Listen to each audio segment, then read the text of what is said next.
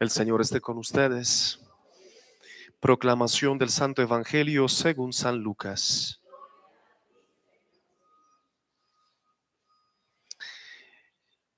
En aquellos días, María se puso en camino y fue aprisa a la montaña, a un pueblo de Judá. Entró en casa de Zacarías y saludó a Isabel. En cuanto Isabel oyó el saludo de María, saltó la criatura en su vientre. Se llenó Isabel del Espíritu Santo y dijo a voz en grito: Bendita tú entre las mujeres, y bendito el fruto de tu vientre. ¿Quién soy yo para que me visite la madre de mi Señor? En cuanto tu saludo llegó a mis oídos, la criatura saltó de alegría en mi vientre. Dichosa tú que has creído, porque lo que te ha dicho el Señor se cumplirá. María dijo: Proclama mi alma la grandeza del Señor. Alegra mi espíritu en Dios mi Salvador, porque ha mirado la humillación de su esclava. Desde ahora me felicitarán todas las generaciones, porque el poderoso ha hecho obras grandes por mí. Su nombre es santo, y su misericordia llega a sus fieles de generación en generación. Él hace proezas con su brazo, dispersa a los soberbios de corazón, derriba del trono a los poderosos y enaltece a los humildes. A los hambrientos los colma de bienes, y a los ricos los despide vacíos. Auxilias Israel su siervo, acordándose de la misericordia, como lo había prometido a nuestros padres, en favor de Abraham y su descendencia por siempre. María se quedó con Isabel unos 3 meses y después volvió a su casa. Palabra del Señor.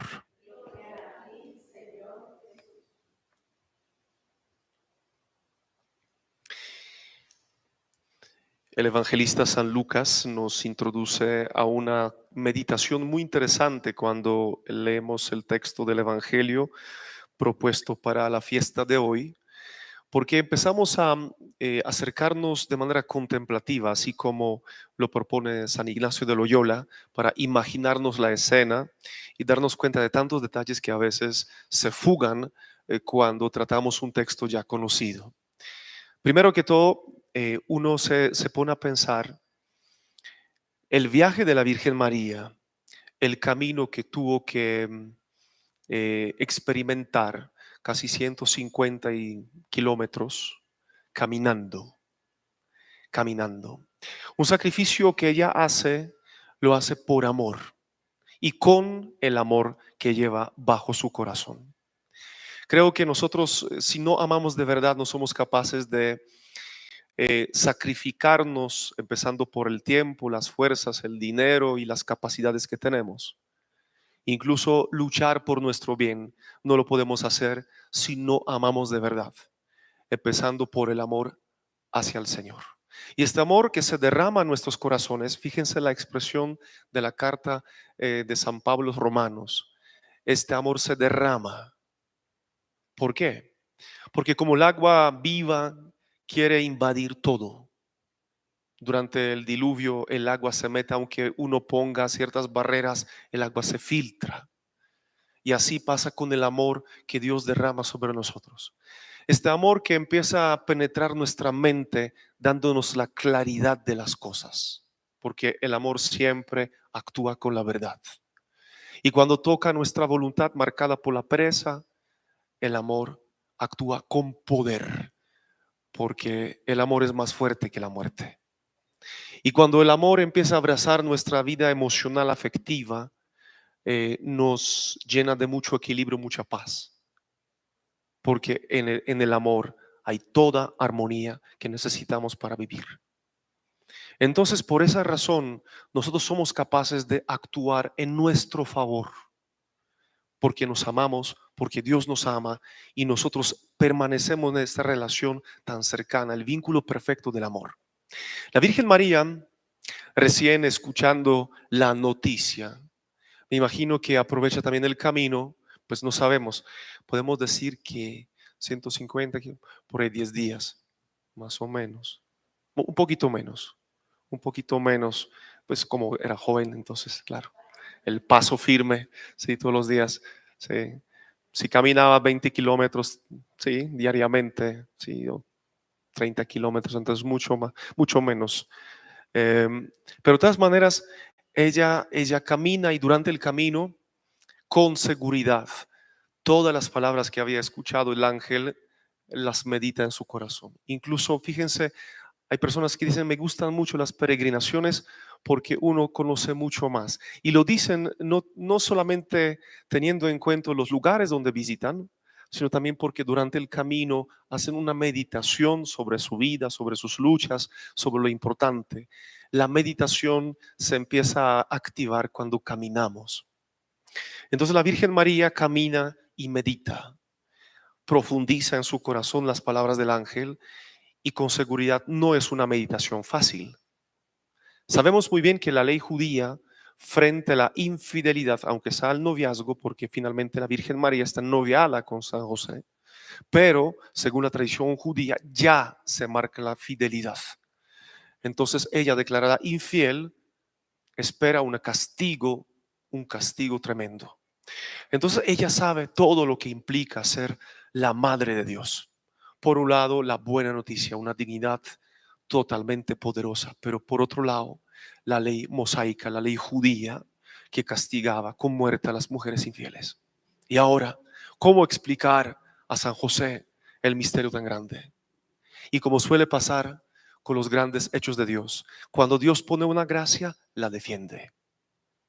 Por eso cuando se habla del matrimonio, Dios no solamente da una gracia inicial durante la ceremonia, sino hace perdurar la gracia con toda la protección. Si Dios nos entrega un carisma, un servicio, un ministerio, ¿cuántas veces hemos tenido tanto miedo de asumir una responsabilidad porque de repente se abre se abre no sé cuál disco en la mente, pero el disco de la fragilidad. Y empezamos a ver cuántas fragilidades tenemos y cuántos miedos tenemos frente a lo que está por venir. Y enumeramos todo aquello que nos impide cumplir la voluntad de Dios. Y Dios te dice, te basta mi gracia. Te voy a defender, te voy a acompañar, voy a prolongar esta misión en ti con mi protección.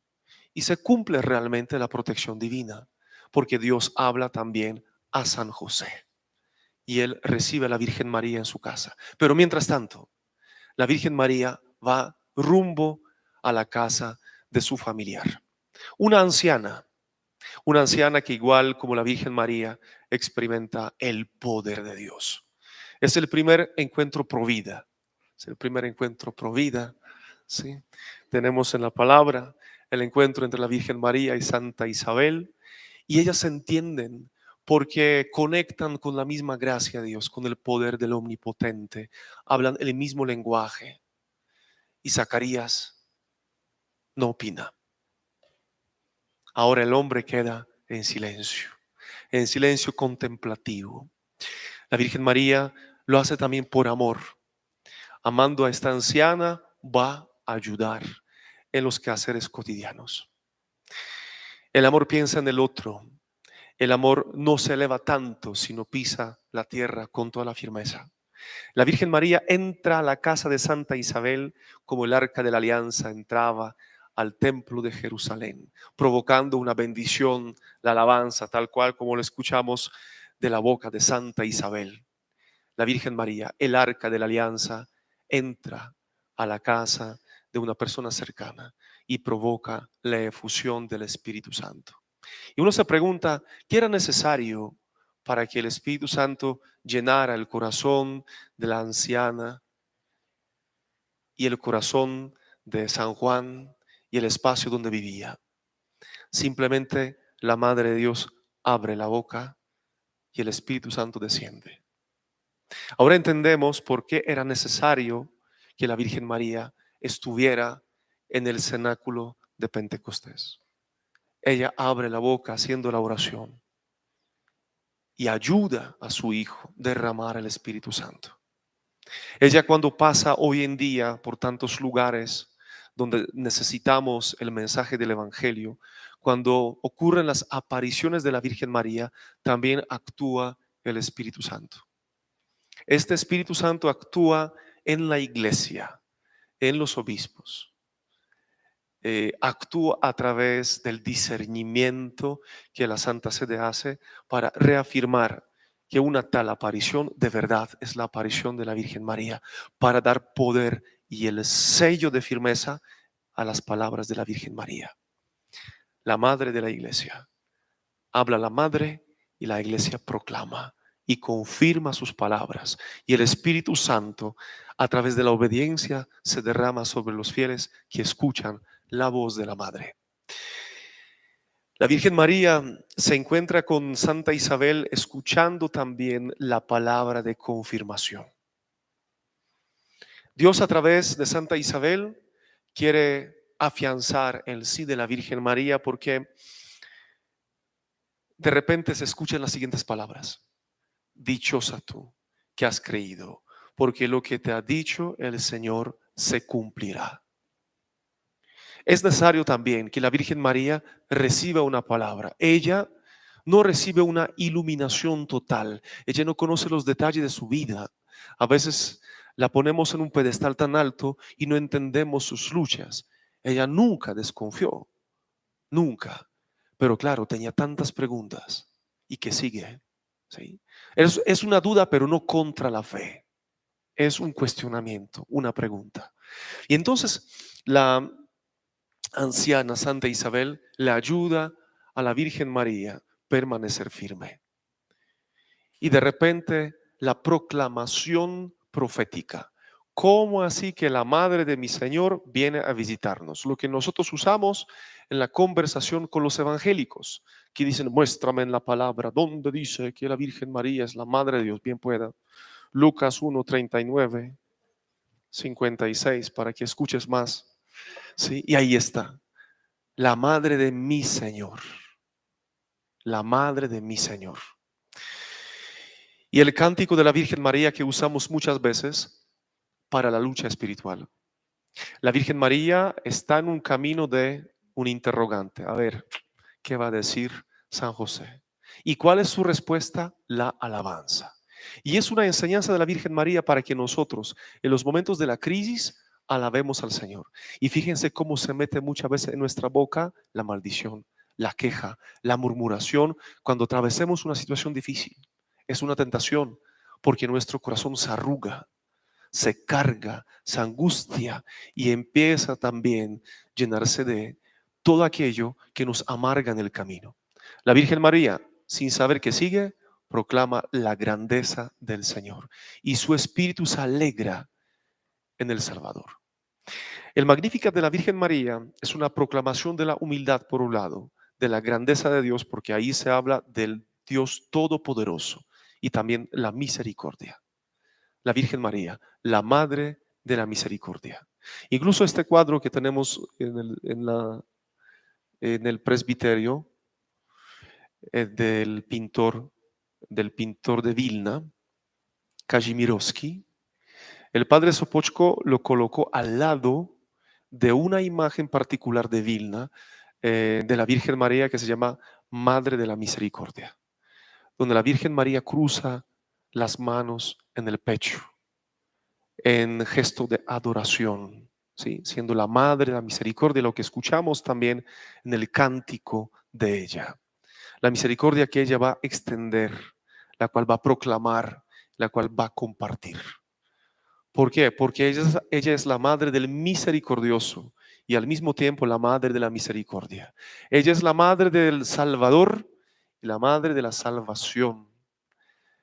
Ella es la Madre del Redentor y al mismo tiempo de la redención y de los redimidos.